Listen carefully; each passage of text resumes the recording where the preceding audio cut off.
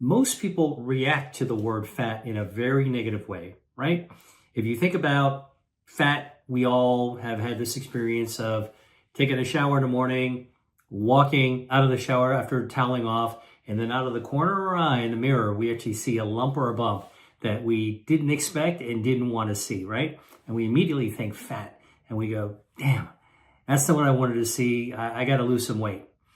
The other example is if you've ever gone to a grocery store where you're pushing a cart and wheeling yourself by the butcher section. Even if you're a vegan, you've probably done this. Out of the corner of your eye, as you're passing through, you see like a big ribeye with a big rind of fat around it, right? Big white round of fat. And you go, oh, that's disgusting. That fat, I hope nobody eats it. It's got to be unhealthy. So we in society have really come to associate the word fat with a really negative sense, right? However, there is situations where fat actually is good, right? And that is when we see a baby, a little baby, pudgy baby is fat. And when you see a little fat, pudgy baby, that makes everybody smile, right? Okay. And so you know that fat can't all be bad. Why are babies so fat? All right. And so one of the things that you need to know is how does body fat form anyway? And why is it important, if it is? And why does it become dangerous? First of all, you need to understand that when your dad's sperm met your mom's egg and they fertilized and you were just a ball of cells, the first tissues that form were blood vessels, because every organ is going to need a circulation. Then nerves form, because every organ is going to need an electrical system in order to be able to power them up. And then a short time afterwards, fat forms. That's right. Body fat forms long before you had a chin to be double, long before you had a waist to actually have a muffin top, or thighs to actually get fat. Fat forms really early on. And by the way, when they form, you know where they form? They form right around blood vessels, okay? Kind of like a bubble wrap. Think about wrapping a blood vessel around with bubble wrap, each of the little air cells of the bubble wrap being a fat cell, wrapping right around blood vessels, right? You haven't formed your belly yet, and body fat's being formed. So what is the reason that fat is forming, and why around blood vessels? Well, this has to do with the fact that our fat, your body fat, actually has a lot of different functions. Now, one of the functions, obviously, with fat is that it's a cushion. Boing, right? The airbag in our body. And in fact, if we didn't have any body fat, we would be very, very fragile. I mean, think about how fragile, how delicate your organs are. If you tripped on a rug and you fell down, boom, splat, and hit yourself. If you had no body fat, your organs might rupture, all right? Thank goodness we've got some padding for body fat. Another role of body fat, which is really, really important, is that it is a fuel tank. And this is why body fat forms around blood vessels. So when I say a fuel tank, think about a car, right? In a car, you've got a fuel tank. It's usually located on the right or the left-hand side behind the passenger seat. You pop open the door on it, and there's a hole. And when you fill up your gas tank, you got to put the nozzle right into that fuel tank, push the button, and you fill it up, right? All the way. And the fuel tank actually goes from empty to full. Well, our body's fuel tank is our body fat. That's one of the reasons why the fat cells form around blood vessels, because guess what? When we eat food, food is our fuel. We don't call it gallons or liters. We call it calories. So when we eat food, that is our fuel. And we're eating it, it goes down into our stomach, it's absorbed into our bloodstream, okay? And in our bloodstream, it's got to get stored someplace. And the fuel tank that it gets stored is in our fat, our body fat. This is one of the reasons why body fat's actually located around blood vessels, because it is the fuel tank. You put the fuel right into the tank, right where the fuel is actually flowing, okay? Makes sense? All right. Now, in a car, the fuel tank is metal. It's really solid. And when you fill up the gas tank, when you get to the top, that's it. The clicker on the nozzle goes click. And now, because the tank is full and everything stops, right? Then you take out the nozzle and you put it away and you drive away. Okay, our body fuel tank isn't rigid like a car's fuel tank. Our fat cells, our fuel tanks, actually can stretch. In fact, the fat cell can stretch 3 times its size, 300% of its size, when you're filling it up with fuel. And that's why fat expands. You ever wonder why it is that fat, gets bigger? It's because it's a fuel tank that can actually expand like a balloon. So when you actually fill up your tank, if you aren't done eating and you keep on filling it by eating more food, the tank will expand, right? And because fuel tank can expand, but you got a lot of fat cells. And so you can load up another one that will expand 3 times its size, and another one that can expand 3 times its size, and another one that can expand to 3 times its size. And if you run out of fuel tanks, guess what? Your body has stem cells, fat stem cells specifically. These are called, pre-adipocytes, and they can actually become fat cells. You can make more fuel tank in your body by making more fat cells. And you're still eating? No problem. We can actually expand it even more. And this is why overconsumption, overeating of any type of calorie, even healthy food, is dangerous because it actually is expanding your body fat. Now, as your body fat expands, one of the things that happens is that the fat grows bigger and bigger and it can outstrip its blood supply. And when that actually happens, the part of the fat in the middle can become hypoxic, meaning it doesn't get enough oxygen. And that is the setup for inflammation. And this is why excess body fat, when you've overloaded, actually is dangerous because it is pro-inflammatory. Just by expanding the mass beyond its blood supply, that's actually going to trigger inflammation. And the inflammation, as the fat gets bigger and bigger, basically seeps out of the fat and gets into your bloodstream. And now you've got inflammation everywhere in your body. And this is why we tell you not to overeat, because when you overeat, you actually set yourself up for overloading on fuel. Now, if you were in a car and you were overloading your fuel tank, what would actually happen? Let's say that the clicker wasn't going on the nozzle. Well, the fuel tank would fill up.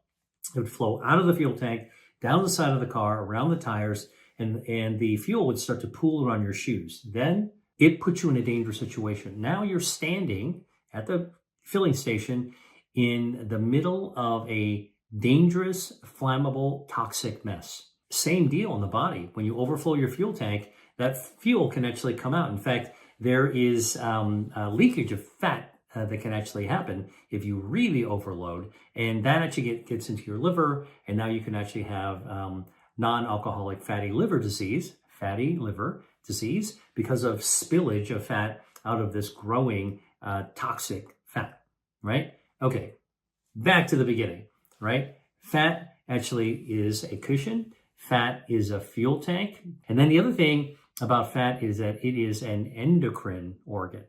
That's right, it's an organ. Did you ever think about fat in your body as an organ? Well, it is, all right? And as an organ, endocrine means that it actually produces hormones. And as an endocrine organ, it is every bit as important as an organ as your liver, your heart, your brain, your kidneys, your adrenal, your thyroid. And endocrine organs, which produce hormones, actually are involved with controlling your key functions in your body. Now, what does fat do as an endocrine organ? All right. And I promise I'm going to get back to the beverages. You'll get there. But the reason I need to tell you this is because we're not trying to get rid of all body fat. We just need to kind of tame it so we don't have too much. Now, as an endocrine organ, fat releases many, many different types of hormones, over a dozen different types of hormones. One of them is called adiponectin. adiponectin, adiponectin. Now, this is a really important hormone because what it does, made by fat, is that it works with your insulin. So it's adiponectin plus insulin forming a team to help your body draw in blood glucose into your muscles and into your fat in order to be able to have your glucose control be more efficient.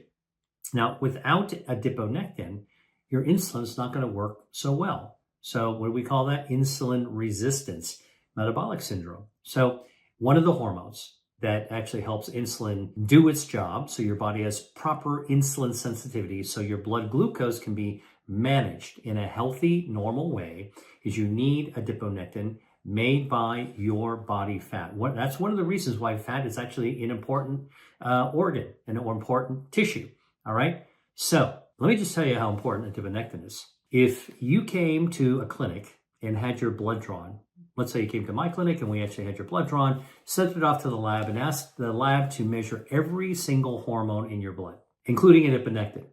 Do you know what would come back?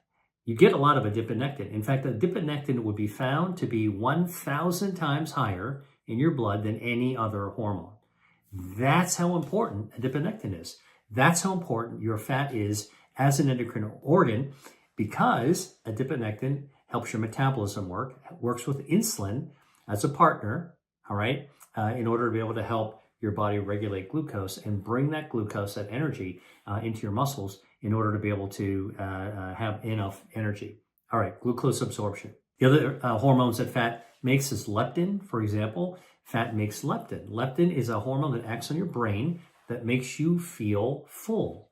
That's why leptin is known as a satiety hormone. So when you got leptin, you're not so hungry anymore. That's an important thing, because otherwise you'd be ravenous and eating all the time. And so fat actually signals to your brain, oh, whoa, let's stop eating. All right. That's healthy amounts of fat. Okay. Now, what happens when you have too much fat?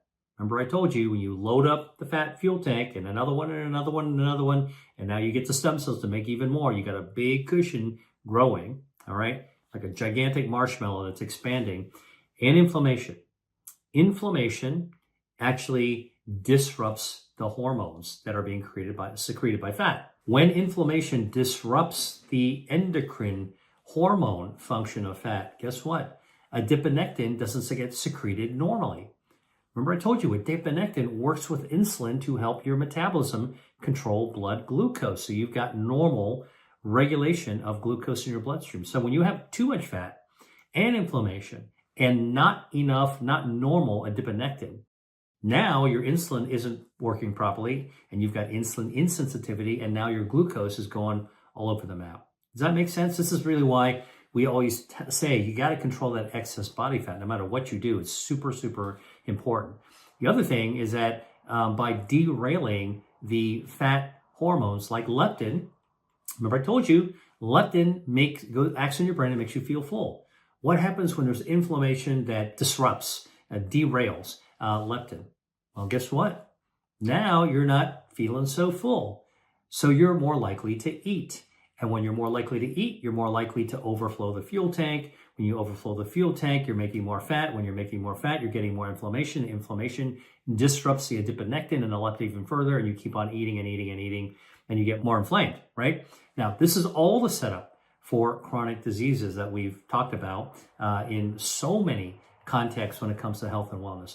You know, heart disease, cardiovascular disease, everything from hypertension to heart attack to heart failure, diabetes, cancer, dementia, all of those conditions, all right, can be linked when there's actually too much harmful body fat, all right? Okay, so we said fat's a cushion. Fat is a fuel tank. Fat is an endocrine organ. So we need healthy amounts of fat. We need some of it, but we don't need too much of it, all right? So you got to tame it. Hey there. Have you heard of intermittent fasting? I'm sure you have. It's not what you eat, but it's about when you eat. And I've got a simple guide to help you get started with intermittent fasting. If you're looking for an easy way to boost your energy and improve your health, and maybe shed a few pounds along the way, this could be the perfect solution for you. In my guide, I'm going to show you how fasting helps your body burn fat and also repair itself. It's an easy thing that you can do effortlessly every single day. Plus, I'll give you tips on how to succeed with intermittent fasting. And I'll tell you the science behind why this works. Just click the link below to grab your free copy, or scan the QR code on the screen right now. Now, let's get back to the video.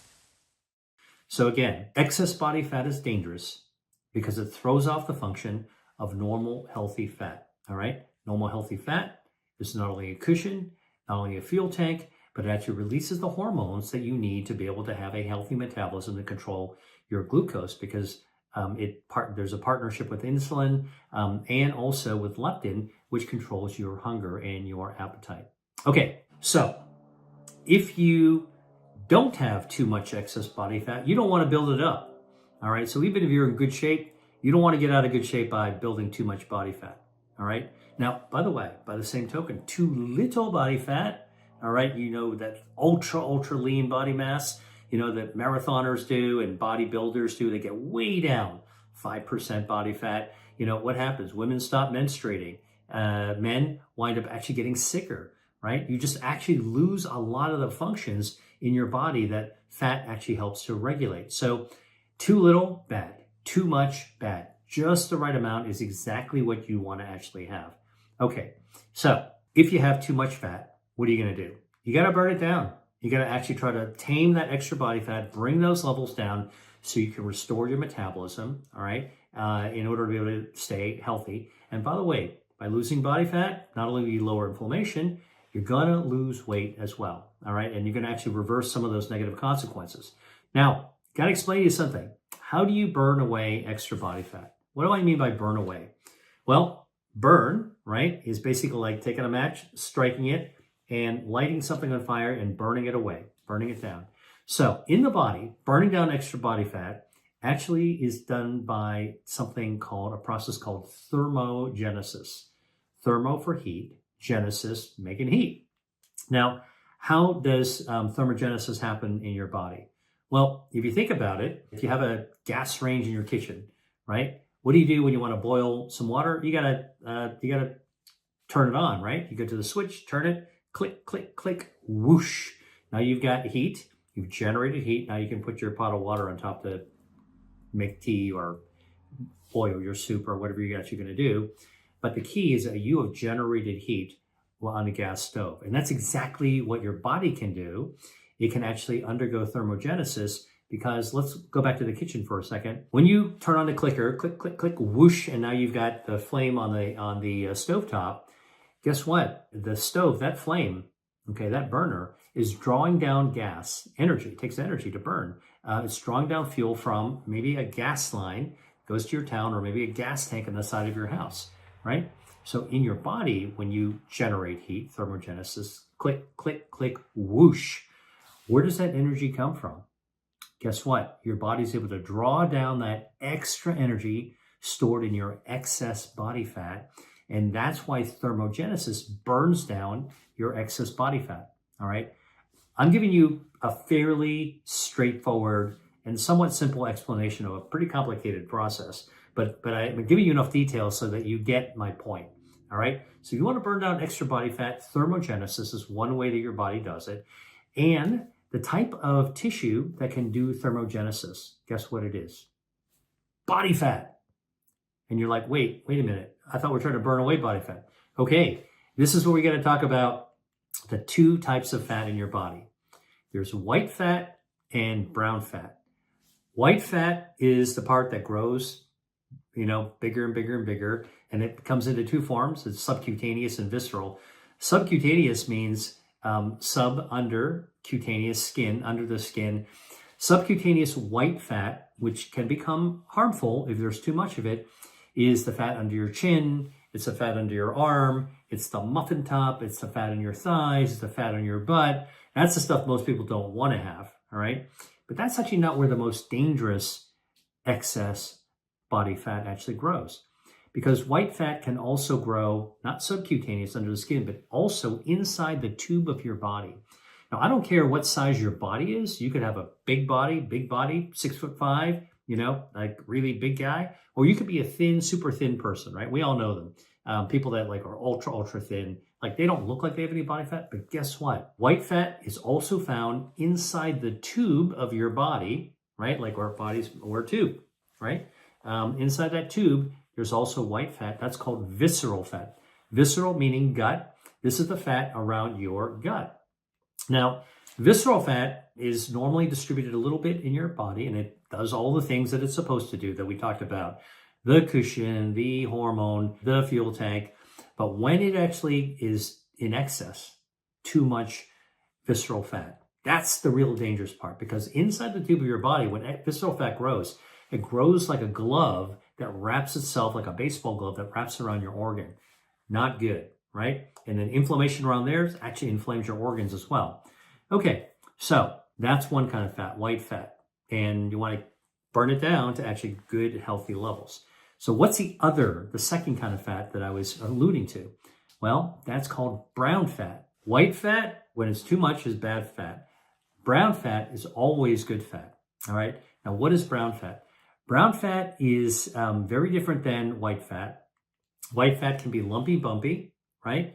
Brown fat, and it's under the skin. You can see it under the skin. Brown fat is not lumpy, bumpy. It is wafer thin, and it is close to the bone, pressed around the side of your neck, underneath your breastbone, a little bit between your shoulder blades, a little bit scattered in your belly. And this brown fat is a special kind of fat that can undergo thermogenesis. Click, click, click, whoosh. All right. And that's the brown fat, when it's activated, can burn down the white fat. It can actually burn down, you consume all that fuel, extra fuel that's there, to burn it down and get it back into shape. It's a pretty cool system, right? It's like a self-defense system, regulating. And yeah, it does generate some heat as well. And by the way, this heat generation from your brown fat, originally, brown fat was discovered in hibernating animals, right? Think about it. A hibernating animal is walking around all summer looking in good shape. And then come fall, it's going to get ready for the winter before it crawls into a cave. And it's going to eat and stuff its cheeks, and the slim animal is going to get turned into this big round fat animal, waddle around, and then it goes into its burrow. And it's going to hibernate all winter. Now it's not going out to eat; it's just hibernating. How does it stay warm in the winter, and how does it get its energy to stay alive?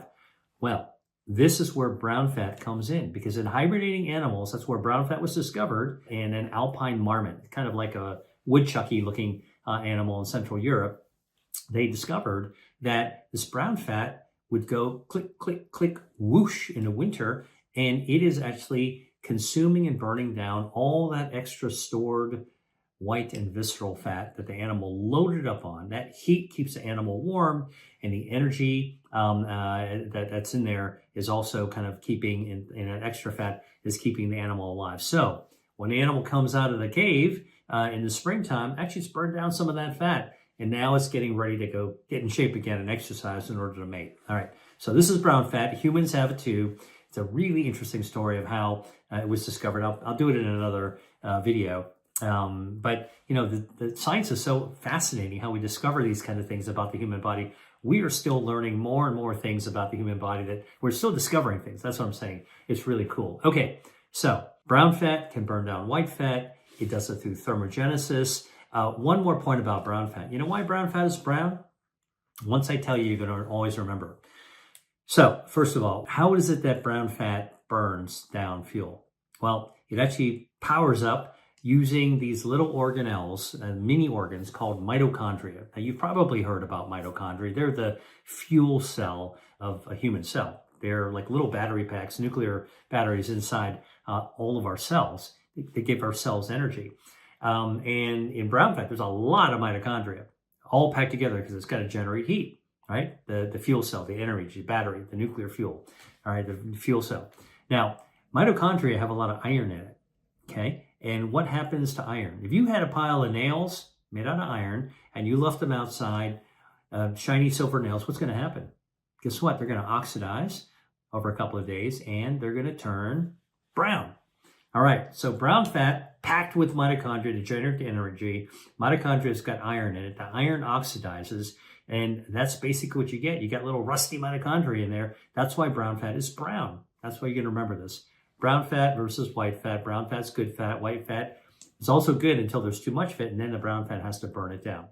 That is one of the critical mechanisms for our metabolism. And by the way, why do we want to burn it down? Just going to say it again, because you want to get that fat level down so it's not inflamed. Got to lower that inflammation, and you got to reset the fat's hormonal ability to be able to release adiponectin, which works with insulin to control your blood glucose so that you actually have a good, healthy level of glucose. This actually prevents insulin insensitivity. And you want to actually get that fat level down so that your leptin, which is made by body fat as well, can help control to your brain and tell your brain that you're full. And so you're not overeating as well. All right. So super, super important points about body fat. I've taken you on a little kind of mini lecture about fat that most people actually don't know anything about. So now you're sort of familiar with body fat. Now let's talk about how you can actually turn on thermogenesis.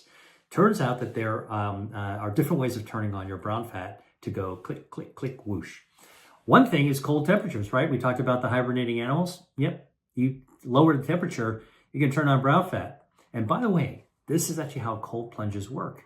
When you get a cold plunge, you are actually turning your brown fat. That brown fat goes click, click, click, whoosh, and it starts to burn down extra body fat, even in a skinny, fit person. And now you've actually improved your metabolism. And this is part of the reason why cold plunges actually work. They're actually good for you. I don't encourage everybody to do it. It's not something that I think should be really a routine practice for everyone. You should definitely talk to your doctor, but before you start doing a cold plunge, cold temperatures can do lots of other things to your body as well. But it just shows you why it works. Remember those hibernating animals, they're getting into the cold, and that's triggering on the thermogenesis. So cold can turn on brown fat, but so can certain foods. And in my book, Eat to Beat Your Diet, all right, here it is right here, Eat to Beat Your Diet. I write whole chapters about about the different foods that can actually go click, click, click, whoosh, turn on your brown fat to burn down your white fat. It's really, really, really cool. Now, coffee has been studied a lot for metabolism. It's definitely helpful for metabolism. It definitely burns body fat. And the way that coffee does this is that it activates brown fat thermogenesis, just like green tea. So coffee with chlorogenic acid, one of its bioactives, activates your brown fat. That's the useful fat around the side of your neck, behind your breastbone, a little bit behind your shoulder blades, a little bit in your belly, and it fires it up, click, click, click, whoosh. And then your brown fat is generating heat, and it's powering itself with fuel, and it's stealing from your visceral fat, your harmful fat. Activated brown fat burns down harmful, unwanted fat, unburdens your body of fat. That's really good if you're really trying to counter a fatty liver.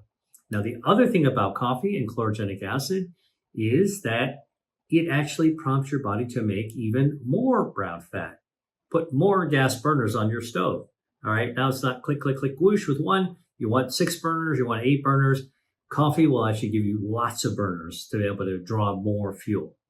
And in fact, there have been clinical studies that show that this actually works. In fact, one involved 504 people, and they're all coming from Indonesia, and it showed that drinking coffee drinkers actually had less body fat. Although caffeine can stimulate your metabolism as well, in this study from Indonesia of coffee drinking, they were able to remove the caffeine, and they found even without caffeine, coffee, the chlorogenic acid, would fire up your brown fat and actually cause you to lose weight. Another study from the Harvard School of Public Health and researchers from Singapore and Switzerland actually looked at something else really interesting. They took 26 men and women, ages 35 or 36 to 69. These people were overweight and they had insulin resistance, right? So they're on their way to actually developing type 2 diabetes. And half the group was given 4 cups of coffee per day, 4 cups of coffee. I probably drink 4 cups of coffee a day. All right. And the types of coffee they made were with Robusta beans. And they drank 4 cups of coffee a day for 6 months. I can tell you, if you had a kitchen camera on me, I'd be drinking at least that and over for many, many more months than 6 months. And the other group that they were actually researching got a placebo that looked and tasted like coffee, but there's no coffee in it. No caffeine, no coffee. And the coffee drinkers had their brew at breakfast, at mid-morning, middle of the morning, at lunch, and also after lunch. Right? That's when they drank their 4 cups of coffee. And at the end of the day, what they found is that the coffee drinkers lost 4.6 pounds. They lost 4.6 pounds of body fat. They lost body fat. By contrast, the placebo drinkers actually gained body fat. They gained weight. All right, completely in the opposite direction. This really shows you that coffee has an effect on helping your body burn down extra body fat. Click, click, click, whoosh. Let's talk about the idea that fat is stubborn. It's not. Basically, fat is fat. It's actually an organ system in your body. You need to have enough of it, and it actually has lots of functions. But it's only when you have too much fat that it becomes an actual problem. And the only reason you might have trouble losing it is that you haven't turned on all the different tricks you have inside your body that's necessary in order to be able to shed those pounds, all right? It's very easy to gain extra fat. It can be harder to actually lose it if you're not actually getting everything optimally in position to be able to shed extra body fat, all right? But here's another point. Just because you're losing weight doesn't mean that you're losing fat, all right? Now, in fact, what you are measuring on the bathroom scale when you step on it is actually only total body weight. This includes all the weight that your body is made out of. Liquid in your body, your blood weighs something, your urine also weighs something when it's sitting in your bladder, your lymphatic fluid, all right, this is a clear fluid that's not blood. Your spinal fluid weighs something, and water in your stool, in your poop actually has water. It's heavy, all right? And then, of course, you've got muscle and bone, which are important tissues. They're also pretty heavy. And then you've got body fat, all right? So that's why the number on the scale really kind of is a composite of all those things and what you really want if you want to measure specifically body fat and specifically areas of the body fat that are of concern, like your visceral fat. That's the fat inside the tube of your body, all right? Then you need to actually look at body composition because that teases apart the different types of tissue that you're actually looking at, how much fat you have compared to how much muscle you have, compared to how much bone you have, all right? That's important. And if you want to actually do body composition, there is a test. It's a gold standard test called the DEXA scan, all right? DEXA or DXA.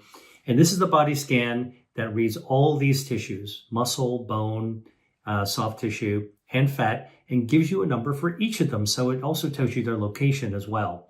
The location of the fat is important, all right? Now, you can see the location of some fat when you look in the mirror, right? The double chin, the fat under your arms, the muffin top.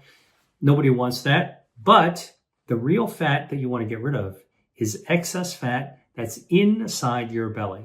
Not sitting on top of your belly, it's sitting inside your belly. This is called visceral fat. The word viscera means guts, all right? And visceral fat is inside the tube of your body, all right? It's like down in here. And that kind of fat grows around and can wrap itself around your organs like a glove. Now, there's too much of it. This kind of visceral fat is dangerous because it can become inflamed. And now you've got this rind of inflammatory fat wrapped around your organs, all right? And when fat is inflamed, when you have too much of it, that's when the danger starts for all kinds of chronic diseases, all right? I want to actually just spend a moment saying why body fat is actually beneficial, all right? So you've heard me say this before. Body fat is an organ. It's an actual organ in your body, as important as your kidneys, your liver, your thyroid, your eyeballs, your brain. It's an organ. And because it's an organ, it actually has physiological functions. Physiological just means servicing, basically everyday living. So you can go about on your way in a healthy way. So I want to walk through why body fat is actually important. Number one, body fat is a cushion, all right? Thank goodness we have a cushion, because if you didn't have any fat that acts as a padding, if you tripped on a rug, fell on the ground, your organs might split open, all right? I mean, that's how delicate some of our organs are. Good thing we've got some body fat. It actually cushions us, all right? It's like an airbag. Number two, body fat actually serves as a fuel tank, all right? Our adipocytes, fat cells. Adipose is fat tissue, all right? Body fat is actually called adipose tissue, but our adipocytes, our fat cells, actually are fuel tanks, just like the fuel tank in your car. When you pull over to the gas station and you would take the nozzle out and put it into the hole to the tank and fill it up. Well, when you're doing it for the car, you're putting gasoline into the fuel tank of your car to fill it up, to give it the energy it's going to need to be able to drive. And when we actually run our body, which is like an automobile, our fuel tanks are actually our body fat, our adipocytes, the cells that are fat cells. And the fuel we use isn't gasoline. That's for a car. The fuel we use for our body, for our metabolism, is food. And if you're looking at gasoline, you call it gallons or maybe liters if you're in Europe. But if you take a look at our metabolism, the unit of measure we give it is calories, all right? I know calories is a loaded word, but it's pretty simple. It's just a unit of measure of energy that you get from the fuel that we get for our bodies from our food. That's all it is, all right? Nothing more than that. So fat is a padding, fat cells are actually a fuel tank that can expand, okay? And that's how you actually want to get rid of some of it. When it expands, it can become inflamed and dangerous when it gets too big. Third healthy function of body fat is an endocrine organ. All right, endocrine meaning it produces hormones, and the hormones that got released in your bloodstream, and the hormones go elsewhere in your bloodstream and act on tissues, right? Now, one of the most important hormones that your fat produces, and by the way, your fat produces about 15 plus different hormones, protein hormones. These are signals that actually can activate other organs. They're instructions, all right? But one of the most important hormones that your body fat produces is called adiponectin. Adipo, like fat, comes from fat, all right? Adiponectin, is actually a really, really important hormone. In fact, it's so important that if you were to measure all the hormones in your body, all right? So you come to my medical clinic and I write an order to get a vial of blood and we send it to the lab and I tell the lab, measure every hormone in your body, all right? You know what's going to come back? You're going to get adiponectin, but you know how high the adiponectin levels are? Adiponectin in a healthy person is 1,000 times higher than every other hormone in your body. That's how important this fat hormone is. That's why fat as an endocrine organ is absolutely critical. You got to respect your fat. It's good stuff. It actually helps you stay healthy. You know why? Because adiponectin, all right, made by body fat, actually works with insulin in order to be able to pull blood glucose, that energy from the food that you ate, into your cells to store it into muscle, to store it into the body fat, and also to help to store it in the liver. All right. So you need adiponectin made from body fat to make insulin sensitivity.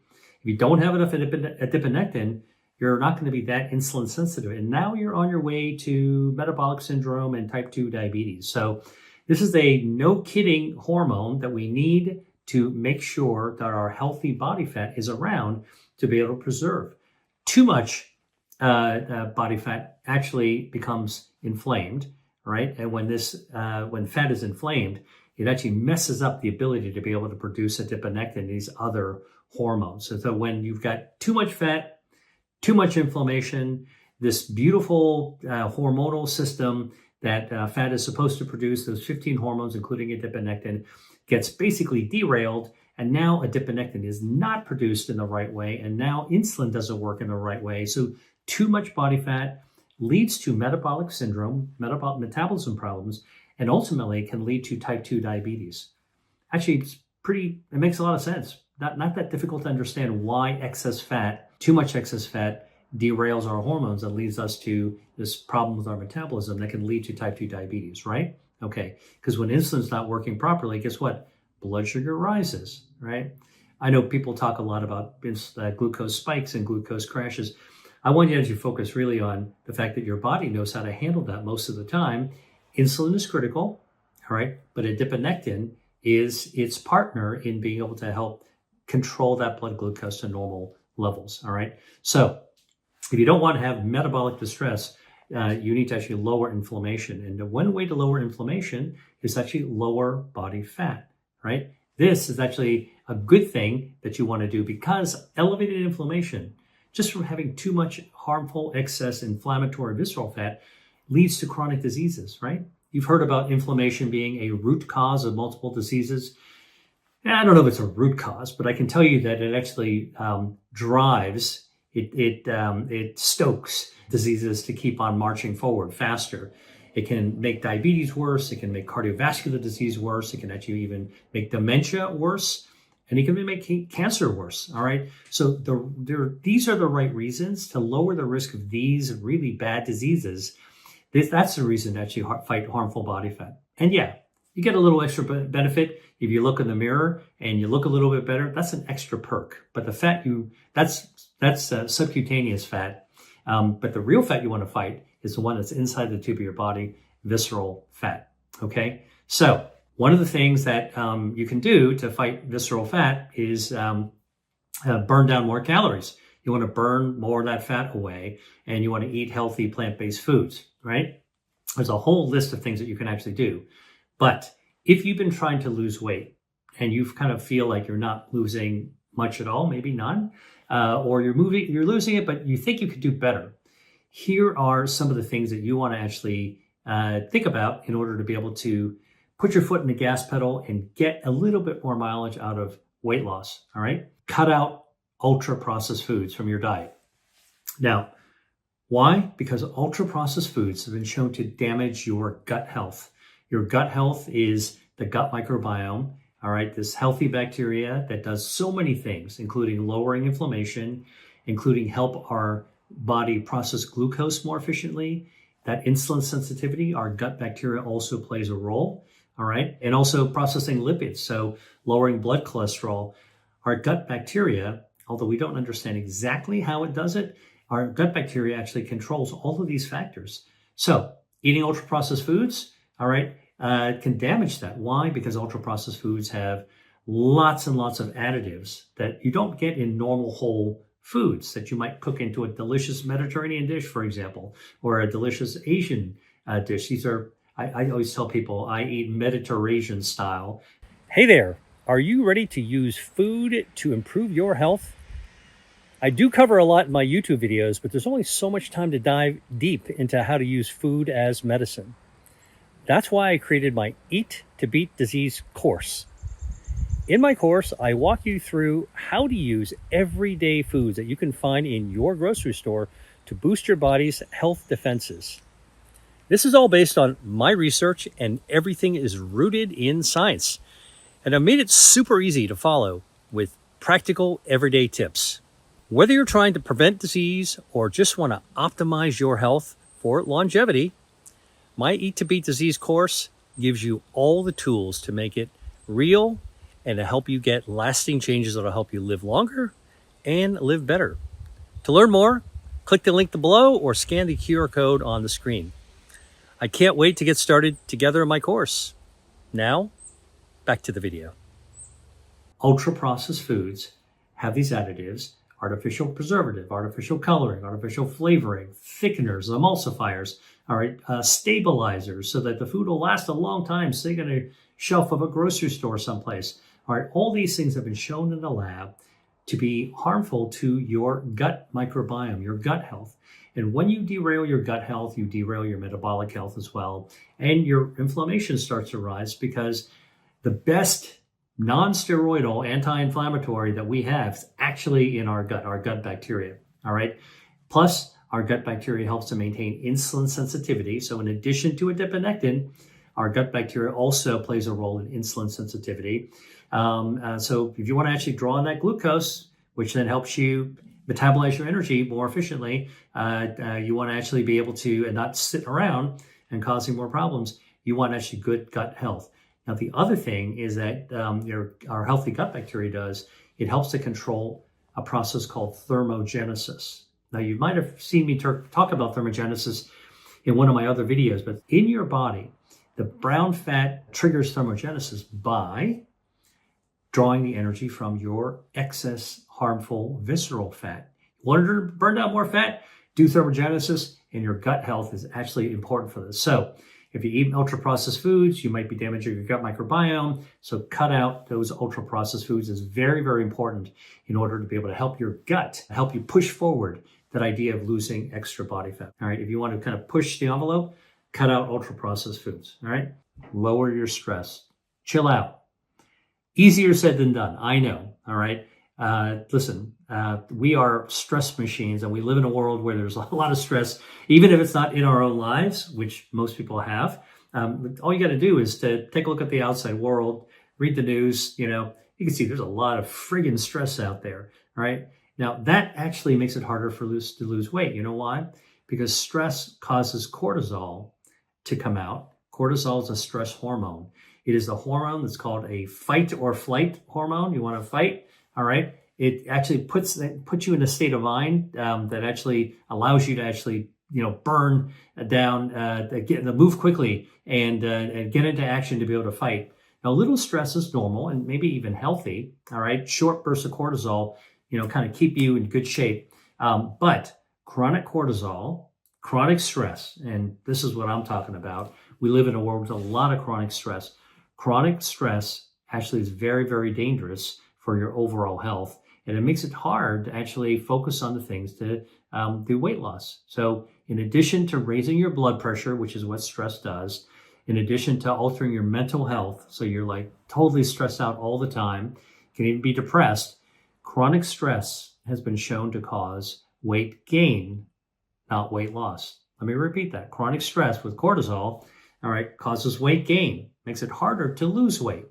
A lot of reasons for this. I don't have time to go into all the hormone physiology about it, but one thing is clear. When you are super stressed, it's easier to overeat. It's easier to choose unhealthy foods, and all that can cause you to gain weight. I'm so stressed out. I can't work out today. All right. You can undo a lot of these other steps if you're constantly stressed. I don't have a quick fix for you in terms of reducing your stress. That's very individual, but I can tell you there are some things that can be useful. First starts with just breathing. All right. Breathing can actually help you relax and can help you lower your blood pressure. You know how to do this? Slow down your breathing, and you can control your breathing by breathing in through your nose. Hold it, and then breathe out through your mouth. All right. If that sounds earthy, crunchy, let me tell you, there's some real science behind it, because when you breathe in through your nose, you've got sinuses, right? Breathing in through your nose actually helps your body generate nitric oxide. This is the signaling molecule. Won a Nobel Prize. The discoverer who worked on it, won the Nobel Prize. My friend and colleague, Dr. Lou Ignarro. Actually, breathing in through your nose causes nitric oxide to be generated in your body, and nitric oxide relaxes your blood vessels, and you start to calm immediately. All right. That's why when people tell you to meditate, take a moment and breathe. Breathe out through your mouth. You don't want to actually breathe out through your nose after you do that, because you'll snort out all the nitric oxide. Breathe in, the nitric oxide gets built up. Breathe out, the air comes out, the carbon dioxide comes out from your lungs, but you're retaining the nitric oxide. That relaxes you. Trust me, it actually works. Walking or exercising also is really, really a good way to counter stress and to relax you as well. Listening to music is also a way of actually lowering stress. Now, what kind of music? Listen, try some classical music. I know classical music isn't everybody's bag of tea, but classical music has been shown to actually be much more relaxing than, let's say, rock music. All right. This has been studied in the lab, actually, when you actually take lab animals and you expose them to classical music versus rock music or popular music. The classical music animals always have a more chill hormonal system. So if you don't like classical music, try putting some on your playlist and see what type you like. There's so many different kinds. Or if you have music that just calms you, whether it's jazz, instrumental, or maybe a song that is calming for you, put that on too. Or a singer whose voice is really calming, that actually can help you lower stress as well. That's a really good, easy thing to do, music. All right. If you have a hobby, and a lot of people don't have hobbies, and this is a whole other conversation about quality of life and longevity, but getting a hobby is a really important thing. If you find a hobby you're really interested in and you feel kind of stressed out, just go right over to your hobby and do it. That also lowers stress. Another way to lower stress is if you have an animal, all right?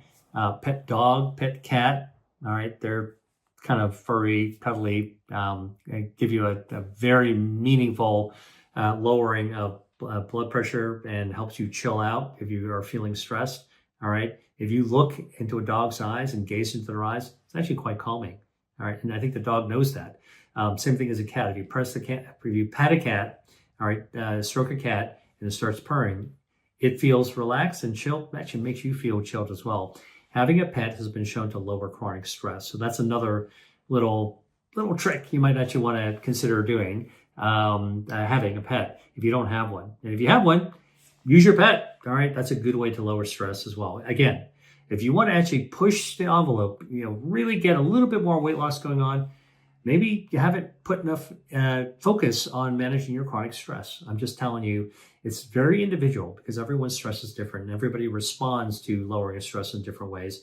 But this is something that you can do. Oh, one last thing I'll tell you, humor. It turns out that having a good laugh, comedy club or listening to a podcast by a comedian, that can actually help you lower stress as well. So again, I'm just trying to give you some really different types of simple ways to actually lower your stress. All right, if you're from the American South, you're familiar with pecans. Roasted pecans, pecan pie. There's a lot of traditions involving pecans.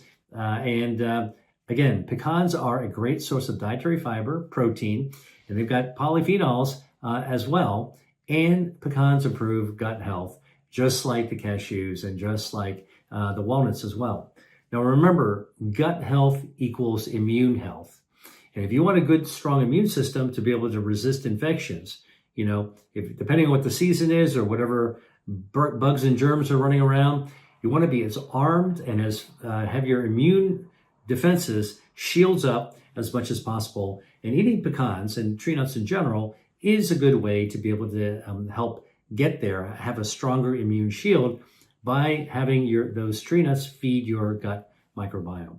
All right. Now, studies in the lab have shown that either whole pecans or an extract from pecans contain polyphenols, right? So, and these polyphenols have been shown to improve blood cholesterol profile, help to reduce body weight, and also these polyphenols have been shown in research to be able to increase the diversity of your gut microbiome. Now, let me explain what that means. In your gut, in your colon, which is the lower part of your gut, that's where most of your gut microbiome lives. About 39 trillion bacteria. They're not all the same bacteria. And in fact, what research now has revealed is that the more diverse, the more different kinds of healthy bacteria you have, the better off your health is. All right. And just like everything else we know about communities, the more diverse the community is, the more diverse your school is, the more diverse your work environment is, the more diverse your community, the better, the more rich, the more vibrant your environment is actually going to be. And that is also true. That also holds true for the gut microbiome. So the polyphenols in pecans actually can help promote more diversity in your gut microbiome. And that's actually really, really an important point to think about. All right. Now, I usually associate pecans with desserts like pecan pie, maybe candied pecans. Those are actually really tasty. But I can tell you that although they taste great, it's much better to eat the pecans in much healthier ways. I like them lightly toasted, okay, or just plain, and snack on them. Again, think about this. You are feeding your gut microbiome. You are actually feeding your health when you do that.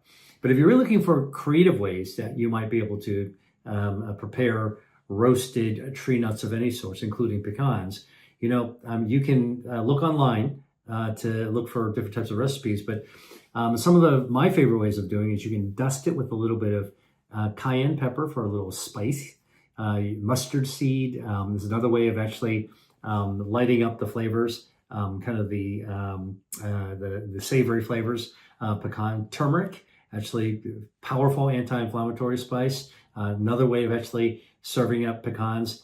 And there's other healthy spices as well. And by the way, I've talked about pecans and we've talked about walnuts, talked about cashews. You don't have to eat these nuts in isolation. You can mix them all together, right? So you can create your own tree nut mix and then add those spices to it yourself. Keep it in a jar, tightly sealed. And if you stick it in the fridge, it'll actually last a lot longer. Again, don't forget I'm telling you is that nuts have oils in them, and those oils will eventually go rancid if you let them sit out for a long time. So I know that I used to have tree nuts, packages of tree nuts in my pantry. I'd keep them there for many, many months, and sometimes even longer.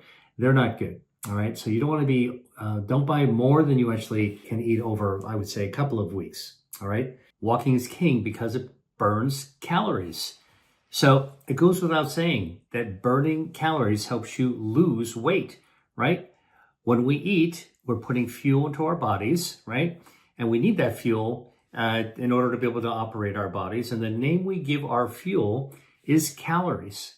As you eat more and more food, in other words, consume more and more calories, your body fat will actually grow because the fuel tank actually gets loaded up. And in the case of body fat, it can actually stretch.